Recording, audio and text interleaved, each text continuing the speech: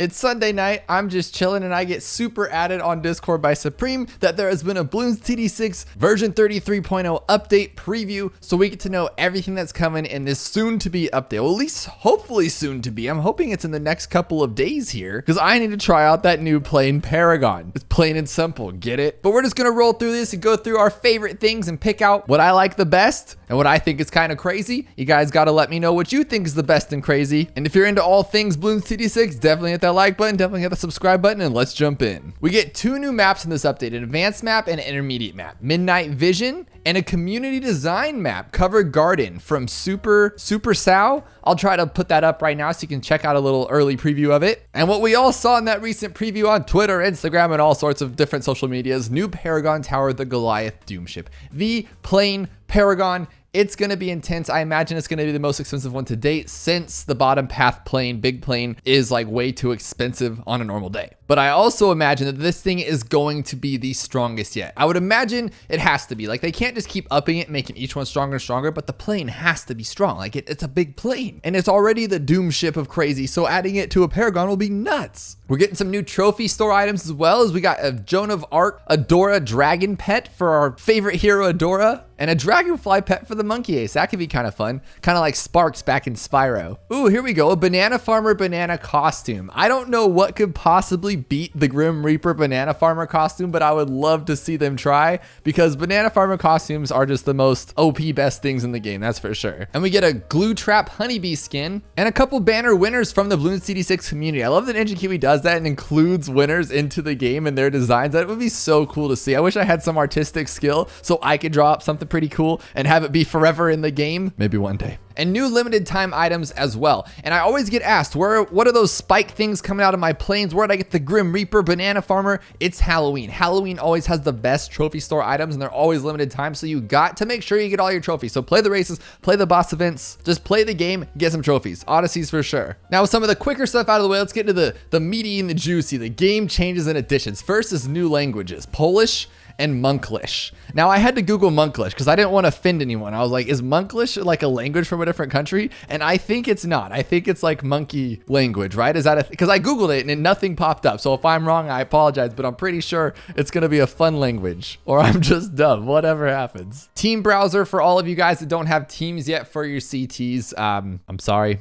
If you're the last picked, you just got to find your team. Here's a huge one. This is actually huge. No joke, no kid. Paragon Tower placement restricted to maximum of 3 per game. Now, a lot of the craziness and the fun of going late game is just placing all of the Paragons down, all of VTSGs, and then losing like a few rounds after. But now you cannot do that anymore. You can only do 3 per game. So that pretty much eliminates the boomerang one. That's what Supreme was saying, and I agree, because why would you get the boomerang if you can get the dart monkey, the soon-to-be plane, and probably the boat, right? Even the ninja's gonna kind of sit on the sidelines with that engineer, I would imagine, because the plane and the boat and the dart monkey are just going to be the best of the best of the best, sir. I doubt anybody got that reference. This is actually super awesome for contested territory. So you don't have to vote on relics anymore. You can just kind of pick from the ones you've gotten, which is nice because not everybody needs the same one at the same time, and it changes all the time. So that fact that you get to choose is amazing. And you can also set focus markers on the CT map so you guys can know where to go. Here's a big one too. Contested territory matchmaking improved for better groupings based on activity and overall rank. Now, general consensus is that a lot of people are not playing contested territory as much, just because when you sign in daily, it's just kind of repetitive. You're just repeating the same relics, you're repeating the same tiles over and over. And I can get why that could be a little crazy. Or if you're like me and your team's just all pros, I'm not going to beat them on the boss events. I'm not going to beat them on the race event. So I stick to my little measly least tiers and least cash. But hopefully with some of these changes, it just gets people in there to play some more, to get some more rewards, daily rewards, relics, all that kind of stuff. Speaking of which, added a daily reward to welcome back players entering the contested territory event. So every time you sign in,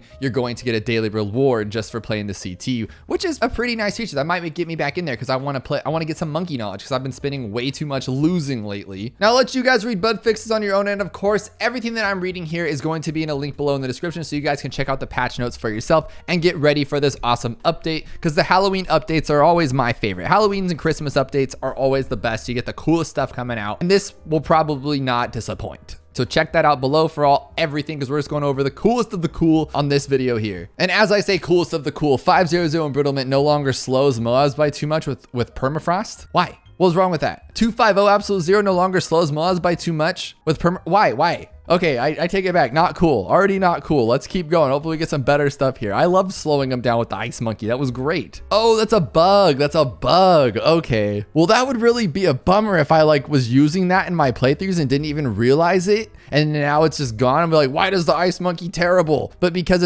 it's just a bug and I didn't know it was fixed. Oh my gosh. But here we go to the balance changes. That's already ruining my day. We got free play here, and now you get more income in free play. So as you know, once you get to free play mode, past round 100 on chimps or Impapa, whatever, your money's not as good. It just doesn't give you as much. You're kind of broke. You have to rely on your farms. Well, now you're going to get more money, natural income generation from 2% to 5%, which should pretty much help. But after 121, you're on your own. you get the basic. Apex Plasma Master attack cooldown increased from 0.3 to 0.35. I don't know how much that's actually going to be in technical terms, but it sounds like it could be enough, and I could lose even more. And I'm never going to beat an elite boss. That's just the end of it. I will never do it anymore. I'm bad. Now, when you see this giant paragraph under one of your favorite towers, you know you're about to get eaten alive. At least I have a hunch I'm about to get eaten alive, and this tower is going down in the cleaners. Tax zone reduced from 2 to 1, but it gains a bonus damage to Moab's +1.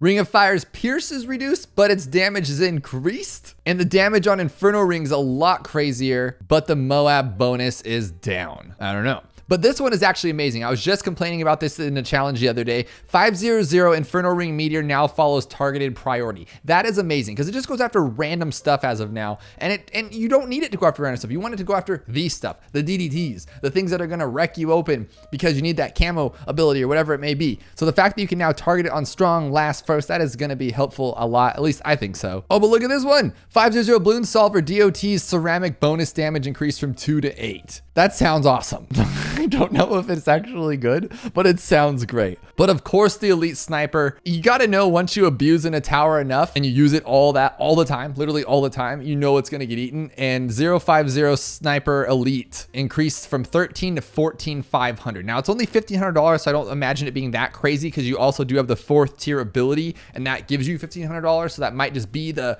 be all that you needed. But now when you're trying to rock this on a chimp strat, not gonna happen. It's probably gonna affect you a little bit, but I don't think $1,500 is too much because really you're not getting them on round 25 or 45. You're getting them like later, right? Like in the 50s or so. Here we go. Monkey Pirates is great for first couple of Moabs, but with the long ability cooldown, it very quickly falls off after that point. We have pushed it and Pirate Lord's base stats up to feel more competitive, especially with possible Brickle synergy. That's pretty awesome because that's definitely true. I never go for the monkey boat because I don't use it for damage. Use it for like strict purposes when you just need to take down a Moab or two or whatever. So the fact that they're going to increase grape damage from 1 to 2, ceramic bonus is from 1 to 2, literally across the board, it just looks like everything just got boosted except for they raised the price of the monkey pirate to accommodate those extra boosts. So an extra $400, that ain't nothing. And look at the damage increases on the 050s. That's crazy. We got an actual Moab bonus increase on those Pirate Lord explosion count. I'm trying to sound technical as much as I can for you guys. Just look at the numbers went from smaller to bigger. That has to be great. The pirate's gonna be great. Just roll with it. Don't take my word for it. Just use it. You'll see. Oh, this is awful. This one is awful. I'm not even gonna read the paragraph. I don't want to be upset. 004 Spectre darts and bombs now both have weaker homing effect. They were already weak. If you guys know, the Spectre is great most of the time, but then there's other times he'll just straight whiff. Like literally, here's the balloons, here's the Spectre, just this way. And so I can totally see that being a lot worse since it's saying having a weaker effect. I don't know how much that's gonna be, but I imagine it's not gonna be great. But to make up for that, the 005 Flying Fortress darts now deal bonus damage to Moab's +10. That's pretty good because I've been throwing in there like at the end of the boss events. I'm like, what do I have all this money, but not enough for a Paragon. What do I do? So I buy the Flying Fortress and it literally does nothing. So maybe it'll actually help out a little bit because it's going to have that extra Moab damage. That's going to be pretty awesome. The Chinooks had some major little things here too. I mean, the price of the Chinook's been dropped, but the cash rate's been dropped a little bit, but not enough. I mean, we're seeing a lot of changes with these towers, things that we've been used to, like prices and stuff. I remember back in the day, I used to just call all the towers by their price upgrades. And then after for a while, like boom, just started getting hit. And I just kind of gave up on that because they changed the price all the time. It kind of feels like that right now because we're just like, look at this one. The biggest one price increase from 28,000 to 36. That's kind of a bummer because I only really use the biggest one in like special occasions, like Spillway or Balance or some map that's built for it. So now it's that much more money. It's gonna be even tougher. What? Hang on. Look at this. Paint Stripper MK now instead allows 004 shattering shells to remove fortification from DDTs. I've been waiting for that. Yes, it's going to be on Impoppable or any other mode that's not chimps, but that is amazing. Think about round 99. Like, you'll be all set up and then boom, dead because you bought your shattering shells for 98. Well, now they can actually help on 99 and make it just minuscule nothing. That's pretty awesome. So it looks like our Wall of Fire wizard is being hit a little bit because that thing is just great. It literally just attacks everything. A while back, if you guys don't remember, that thing didn't just stay in one spot. It bounced around and it always did like the Matador bulls. Like, it would just wait for the bull to come and then lift the red cape every time a balloon came and you would lose. And then they changed it to where it sits there and it's beautiful. It literally just stops everything but purples. It's a murderer. It's the greatest thing ever, right? I use it all the time. So they're saying it's a little bit too powerful, so they've changed it up. And then they got these fancy words on here like Wall of Fire Pierce per tick reduced from, I don't know what that means, but it's been reduced, so it probably doesn't sound great. I'd imagine it's not that great, but I'm sure it's still going to be awesome. It's still a beefy tower. And then they've recognized that the Shimmer is prone to missing a lot of camo balloons, which, yes, all the time. Shimmer never hits camo balloons. They want it to be slower than other decamos to account for the larger radius and better tier 5, which makes sense. It's not a middle path village that always decamos things like that. It's supposed to miss, supposed to be like that, but it looks like they've changed it up enough. The radius has increased. Okay, so it's giving you a better radius, so when those fast purples come through, it actually has a little bit more time to hit them and hopefully knock it out. And the price is reduced to 1,500, which would be great for those times that you just don't really need a village or you just can't have one, like Magic Monkeys only. 002 Ultra Vision grants bonus damage to camo balloons on the Super Monkey. That's actually pretty nice because, I mean, other than that little range boost and some camo, it doesn't do too much. So that's actually pretty cool that they're going to give it to that. The Legend of the Night cooldown is increased from 120 seconds to 180 seconds. Was it that long already? Oh my goodness, imagine that. This one could be upsetting. If I am reading this right, 200 acidic mixture dip, max number of stacks reduced from 200 to 40.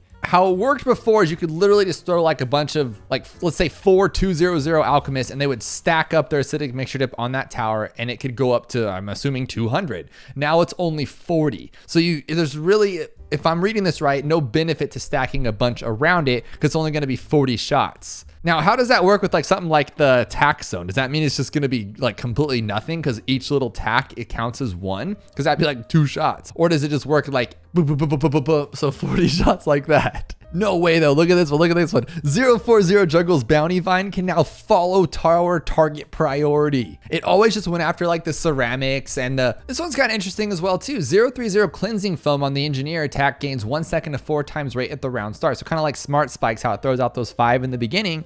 Now you can get a really fast increased rate of the little foam. So let's say it's round 33 and it's just immediate camo. Instead of him just throwing one out there and you lose, or other rounds that have camo, it can decamo them pretty quickly. That's good stuff. I don't really use Gwyn too much, so I'll let you guys go through that one. Again, everything that I'm showing you will be here on the bottom in the description below. Oh, this is pretty awesome. So Azili is a niche tower and doesn't really have too many use. I know I'm gonna get some hate in the comments because everyone loves Azili, blah, blah, blah, blah. But I never use her, but look at this though. So you can use her level 3 ability to actually make purple balloons pop. Meaning that if I was using my little fire wizard Wall of Fire path and I needed to pop some purples, I can use Azili's ability and now I can pop purples with him. That is pretty helpful actually. Now the trick is to remember that you have that ability and actually use it, but that sounds great. Now we've read a lot of changes in this update, but changes isn't always a bad thing. And it looks like it's gonna hit from both sides, some good, some bad, and some really cool stuff, especially that new Paragon is going to be amazing. I imagine it's gonna be very, very expensive. You're gonna need a lot of XP, so definitely start working on that plain XP if you don't have it, and start learning to farm because that thing's gonna be a pricey behemoth of Goliath Doomships, that's for sure. But all in all, I'm really excited. I love the Halloween updates. Like I said, they're always one of my favorites. I think it's gonna be some real spooky and cool stuff, and I can't wait to see it with you guys. So when it does definitely drop, I will be here live on YouTube, so be sure to hit those